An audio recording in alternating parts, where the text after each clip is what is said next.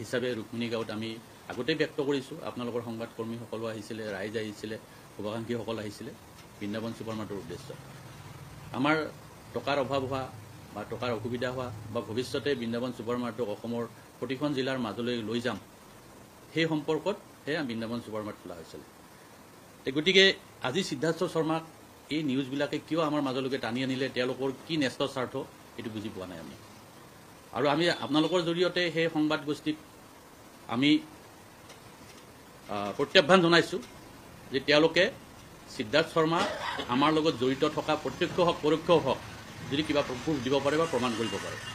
আৰু ইতিমধ্যে আমি সিদ্ধান্ত লৈছোঁ, যিকেইটা, সকলোৱে নহয়, যিকেইটা চেনেলত, পৰ্টেলতে হওক, নিউজ চেনেলতে হওক বা অন্য সংবাদ মাধ্যমতে হওক আইনগত ব্যৱস্থা লোৱাৰ কাৰণে আমি সিদ্ধান্ত লৈছোঁ। আৰু নহ'লে তেওঁলোকে এই নিউজটো সিদ্ধাৰ্থ শৰ্মা নাই বুলি উঠাই লওক, আৰু যদি কিবা আছে তেওঁলোকে প্ৰমাণ কৰি দেখুৱাওক আমাক। গতিকে এইটো হৈছে আমাৰ আপোনালোকক আজি নিমন্ত্ৰণ কৰি আনি আমাৰ স্পষ্টীকৰণ। কাৰণ সিদ্ধাৰ্থ শৰ্মা সকলোৱে জানে জুবিন গাৰ্গৰ মেনেজাৰ আছিল, কেতিয়াও বংকিম ৰায় মেধিয়ে জয়ন্ত কাকতিৰ পাৰ্টনাৰ নাছিলে। জুবিন গাৰ্গৰ মেনেজাৰ হিচাপে তেওঁক আমি ব্যৱহাৰ কৰোঁ বা তেওঁক সেইধৰণে আমি কথা পাতোঁ এজ এ ভাইটি হিচাপে। তাত বাহিৰে সিদ্ধাৰ্থ শৰ্মাৰ লগত ব্যক্তিগত কোনো কাম, কোনো ঠিকা, কোনো ব্যৱসায় আমাৰ কোনো ধৰণৰ ৰিলেশ্যন নাছিল। যি আছিল জুবিন গাৰ্গৰ লগতে আমাৰ প্ৰত্যক্ষভাৱে আছিলে। তেওঁলোক অফিচৰ ষ্টাফ হিচাপে বেংকৰ লেনদেনবিলাক তেওঁলোকে কৰে। যিটো পইচা আমাৰ পৰা যাব লাগে সেইটো পইচা তেওঁলোকক জনাই দিওঁ, আৰু জুবিন গাৰ্গৰ পৰা যিটো পইচা আহিব লাগে তেওঁলোকে আমাক সেইটো পইচা জনাই দিয়ে। আৰু গোটেইখিনি আমাৰ তথ্য আছে বেংকৰ। যোৱাকালি অলৰেডি SIT আমাক মাতিছিল, তেখেতসকলকো আমি গোটেই তথ্যবিলাক দিছোঁ। আৰু লক্ষী পূজাৰ দিনা গৰিমা শইকীয়া গাৰ্গক মই নিজে ঘৰত গৈ গোটেই কথাখিনি অৱগত কৰিছোঁ। তেখেতে চিনেমাখন ৰিলিজ হোৱাৰ পিছত আমাৰ লগত বহিব, কথা পাতিব। এইবিলাক বেংক ষ্টেটমেণ্ট। এইটো জুবিন গাৰ্গৰ দুটা একাউণ্টছৰ পৰা আমাৰ তাত পইচা আহিছে, সেই একাউণ্টছ দুটা বেংকৰ পৰাও সকলোৱে চেক কৰিব পাৰিব, বা SITক লাগে, আপোনালোকৰ সংবাদ মাধ্যমক লাগে, যাক লাগে তাৰ পৰা সংগ্ৰহ কৰিব পাৰিব। গতিকে কথাটো হৈছে কি, আজি সিদ্ধাৰ্থ শৰ্মাক আমাৰ নামত যি এই নামটো যি সাঙুৰ খুৱাই দিলে, এইটো আমি আচৰিত হৈছোঁ। বিশেষভাৱে সেইদিনা মই সন্মানীয় সাংবাদিক নীতিমণিয়া শইকীয়া দেৱৰ চেনেললৈকে গৈ গোটেইখিনি কথাই মই কৈছোঁ। মোৰ তাতে কিমান টকা ইনভেষ্ট আছে, কেনেকৈ আছে, গোটেইখিনি মই ব্যক্ত কৰিছোঁ। আৰু ইমানখিনি সুন্দৰভাৱে এটা কথা কৈ দিয়াৰ পিছতো, আৰু যেতিয়া মই ব্যক্ত কৰিছোঁ তেতিয়া SIT গঠনেই হোৱা নাই। তাৰে আগমুহূৰ্ততে আমি কৈছোঁ, কাৰণ আমাৰ ইয়াত লুকাব লগা, চুৰ কৰিব লগা একো নাই। আমাৰ গোটেই কথাখিনি অসমৰ সকলো মানুহে জানে আমি জুবিন গাৰ্গৰ লগত জয়ন্ত ময়ে কি কাম কৰিছিলোঁ। গতিকে আমি লুকাই চুৰকাই একো কাম কৰা নাছিলোঁ। গতিকে আমি বহুত আজি দুখ পাইছোঁ, কাৰণ এই জুবিন গাৰ্গৰ ন্যায়ৰ কথাটো এৰাই চলি যি অন্য এটা তেওঁলোকে বিষয় এটা উত্থাপন কৰিছিল। আজি মূল বিষয়বস্তু হ'ব লাগিছিল জুবিন গাৰ্গে ন্যায় পাব লাগে। তাৰপিছত জুবিন গাৰ্গৰ সম্পত্তিৰ টকা কোনোবাই আহৰণ কৰিছে, সেইবিলাক আহক, সেইটো এটা পিছৰ পাৰ্ট এটা। কিন্তু প্ৰথম পাৰ্টটো আছিল ন্যায় হ'ব লাগে। এই গোষ্ঠীবিলাক নে যিবিলাক আপোনালোকৰ সংবাদ গোষ্ঠীয়ে এনেকুৱা নিউজবিলাক বজাব ধৰিছে, তেওঁলোকৰ কিবা বেলেগ উদ্দেশ্য আছে নেকি জুবিন গাৰ্গৰ ন্যায়টো ডাইভাৰ্ট কৰাৰ। আমাৰতো তেনেকুৱা লাগিছে তাৰমানে, যিটোৰ কাৰণে গোটেই অসম, গোটেই ভাৰত, গোটেই পৃথিৱীৰ যিবিলাক জুবিন অনুৰাগী আছে সকলোৱে ন্যায় বিচাৰি আছে, আৰু এওঁলোকে এতিয়া ঠিকাৰ কাম বিচাৰি আছে এই সংবাদ গোষ্ঠীবিলাকে। যিবিলাক সংবাদ গোষ্ঠীয়ে এনেকুৱা কামত লিপ্ত হৈছে তেখেতসকলক মই অনুৰোধ আৰু আহ্বান জনাওঁ, আৰু প্ৰত্যাহ্বান জনালোঁ আজিৰ আপোনালোকৰ জৰিয়তে তেওঁলোকে প্ৰমাণ কৰক যদি আমাৰ লগত তেনেকুৱা সিদ্ধাৰ্থৰ যদি কিবা লেনদেন ঠিকাৰ লগত যদি জড়িত আছে। আৰু যিটো চৰকাৰী পক্ষক টানিলে, জয়ন্ত মল্ল বৰুৱাদেৱৰ নামটো উল্লেখ কৰিছে। জয়ন্ত মল্ল বৰুৱা তেতিয়া মন্ত্ৰীয়ে নাছিল যিটো সময়ত আমি কামটো পাইছিলোঁ। গতিকে তেখেতক অনাহকত কথাটো টানি আনিছে। গতিকে এইটো এটা পৰিতাপৰ কথা, কাৰণ যিজন মানুহ জড়িত নাই কামটোত, এতিয়া মন্ত্ৰী হয় তেতিয়া, কিন্তু আমি যেতিয়া কামটো পাইছিলোঁ তেতিয়া তেখেত জড়িত নাছিল। আৰু গোটেই কামটো মই ক্ৰেডেঞ্চিয়েলৰ ওপৰত পাইছিলোঁ, কাৰণ মই অসমৰ ক্লাছ 1A ঠিকাদাৰ। সেইটো মোৰ ৰেজিষ্ট্ৰেশ্যন চালেও গম পাব। মই ৰিফাইনাৰী ক্লাছ 1A ঠিকাদাৰ, ইলেক্ট্ৰিচিটি বৰ্ডৰ ক্লাছ 1A ঠিকাদাৰ, PHCৰ ক্লাছ 1A ঠিকাদাৰ। গতিকে মই সকলোতে য'ত কাম কৰিছোঁ ক্লাছ 1A হৈ কৰিছোঁ, মই B, C হৈ ক'তো কাম কৰা নাই মই। গতিকে আমি আচৰিত হৈছোঁ যি সিদ্ধাৰ্থ শৰ্মাক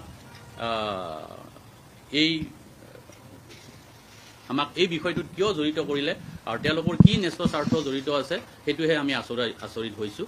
গতিকে অসমৰ ৰাইজক, ভাৰতবৰ্ষৰ ৰাইজক, পৃথিৱীৰ যিখিনি অনুৰাগী জুবিন গাৰ্গৰ আছে সকলোকে মই অনুৰোধেৰে কৈছোঁ, এই সংবাদ গোষ্ঠীগিলাৰ ওপৰত আপোনালোকে নজৰ ৰাখক, যাতে জুবিন গাৰ্গৰ আচল কাহিনীটো লুকাই বেলেগ এটা কাহিনীলৈকে যাতে লৈ যাব নোৱাৰে, তাৰ বাবে সকলোৱে দৃষ্টি ৰাখিব লাগে।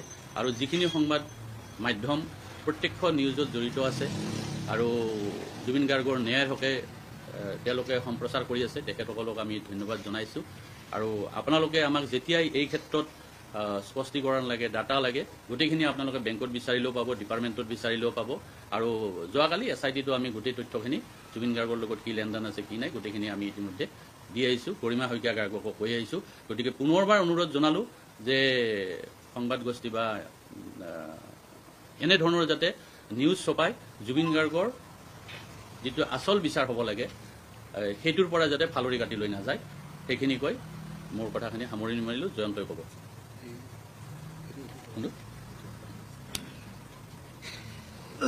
মই একচুৱেলি ধন্যবাদ আপোনাক সদায় সকলো মোৰ ঘৰলৈ অহাৰ কাৰণে। মোৰ অকণমান কিবা গাটো বেয়া, সেইকাৰণে চব ঘৰলৈকে মাতিলোঁ।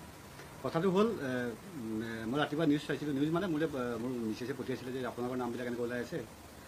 বংকিমদালে পঠিয়ালোঁ যে আমি এইটো বস্তু এটা ক্লিয়াৰফিকেশ্যন দিয়া দৰকাৰ। কাৰণ এনেকুৱা নিউজ আজি তাৰ পিছৰ পৰা বজিয়ে আছে। এটা সময়ত আমি বৃন্দাবন ছুপাৰমান কৰোঁতে এগৰাকী মহিলা আছে, শ্যাম শৰ্মা বুলি, নাম নকওঁ এতিয়া।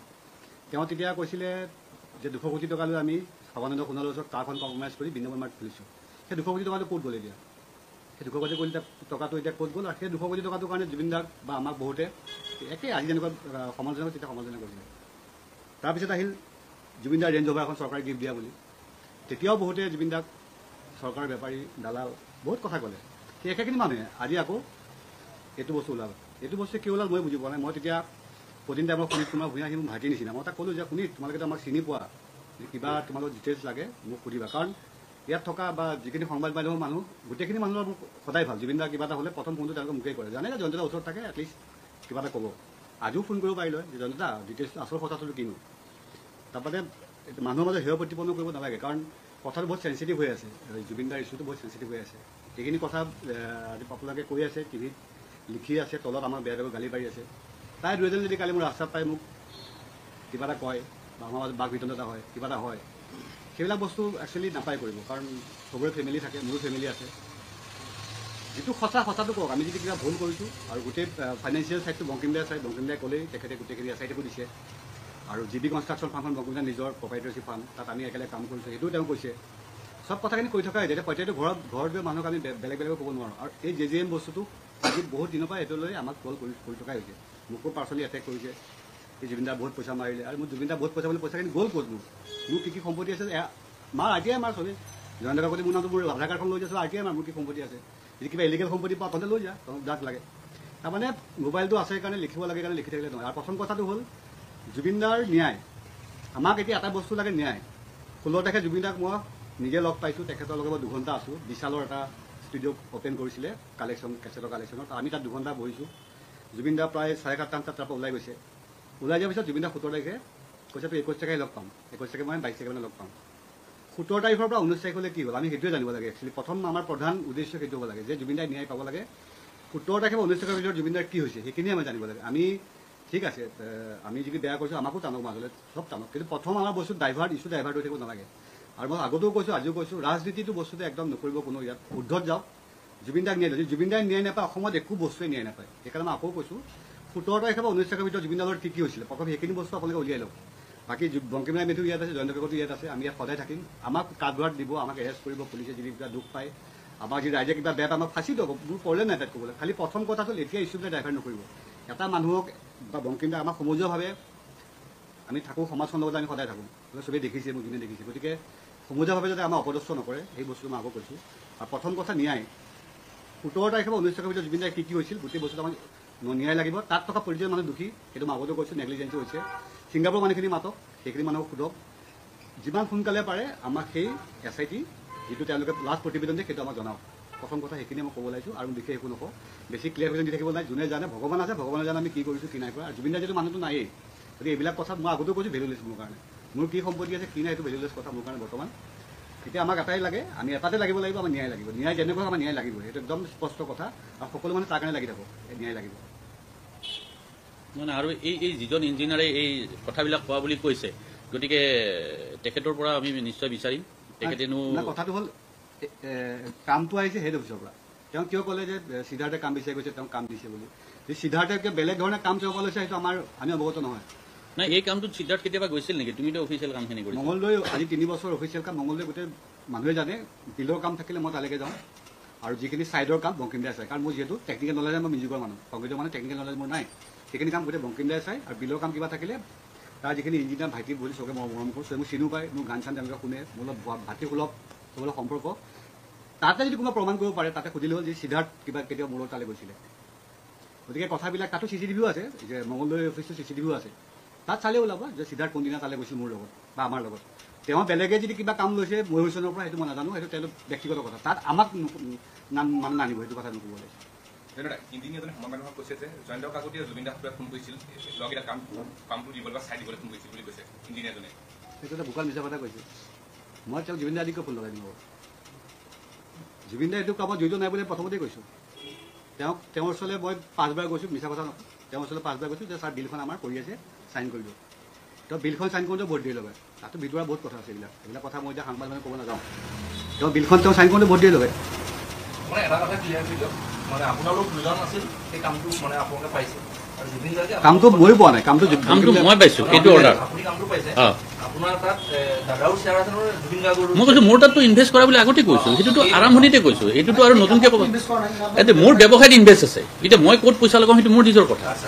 আপুনি চাব, মই 10 জেগাত কাম কৰোঁ, তাতো আছে, ইয়াতো আছে। মই ৰিফাইনাৰীত কাম কৰোঁ, পাৱাৰ ছেক্টৰত কাম কৰোঁ, GMCত কাম কৰোঁ, পাৱাৰ গ্ৰিডত কাম কৰোঁ, মই বিভিন্ন ইণ্ডিয়া অসমৰ বাহিৰতো মই কাম কৰোঁ। গতিকে জুবিনে মোৰ তাতে পইচা ইনভেষ্ট লগাইছে, গোটেই বেংক ডাটা আছে, কি পাইছোঁ কি দিছোঁ। মই নকওঁ যে তাত পইচা নাই, তাতো আছে, কিন্তু সিদ্ধাৰ্থ শৰ্মাক এইটোৰ মাজলৈ আনিব নালাগিছিল। আমাৰ দুটা বেলেগ বেলেগ বস্তু। সিদ্ধাৰ্থ শৰ্মা জুবিন গাৰ্গৰ মেনেজাৰ, সেই হিচাপে জানো, তাত বাহিৰে আমি কোনো হিচাপে নাযাওঁ। আজিলৈকে কোনো কামত সিদ্ধাৰ্থ শৰ্মা আমাৰ লগত জড়িত নাই।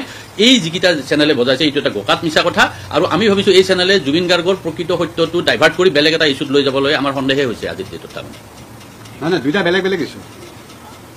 বংকিম দাৰ লগত জুবিন দা ইনভেষ্ট কৰোঁতে বেলেগ ইছ্যু, এইটো কালি SIT তেখেতে হিচাপ দি থৈ আহিছে। এইটো আজি বেলেগ ইছ্যু।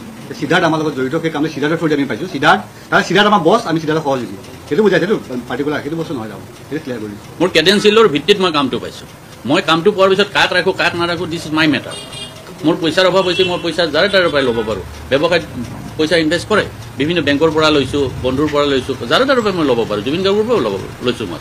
গতিকে সেই বস্তুটো সিদ্ধাৰ্থক কিয় ইয়াৰ মাজলৈকে টানিলে, য'ত অফিচত যোৱা নাই, ছাইডত যোৱা নাই, 1% আমাৰ লগত ইনভলভমেণ্ট নাই। গতিকে তেখেতসকলে ক'ত পালে এই কথাখিনি? আৰু এই যিজন ইঞ্জিনিয়াৰ বুলি কৈছে তেখেতকো এতিয়া আমি সুধিম তেখেতক, যে তেখেতে এই তথ্যবিলাক ক'ত দিলে, আইনৰ আওতালৈ তেখেতকো অনা হ'ব। তাৰমানে এই বিষয়টো আমি নেৰোঁ, এইকাৰণে নেৰোঁ জুবিন গাৰ্গৰ লগত আমি কি আছিলোঁ আমি বুজি পাওঁ, গৰিমা শইকীয়া গাৰ্গে বুজি পায়, জুবিন গাৰ্গে বুজি পাইছিলে।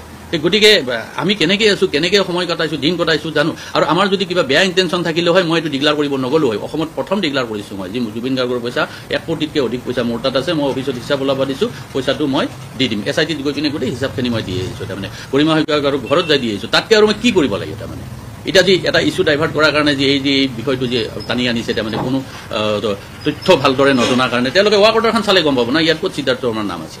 এইখন অৰিজিনেল ৱাক অৰ্ডাৰ। এইটোৱে 18 কোটি মই ক'লো নহয়, 18 কোটি 74,52 এইটোৱে। এইখন অৰিজিনেল হ'ল, আপোনালোকে চাই লওক, ডুপ্লিকেট নহয় এইখন। আৰু কি ক'ম আৰু, অৰিজিনেল। থেংক ইউ ভাই। হয়,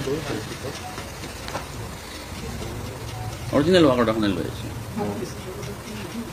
এইটো কাৰ আছিলে?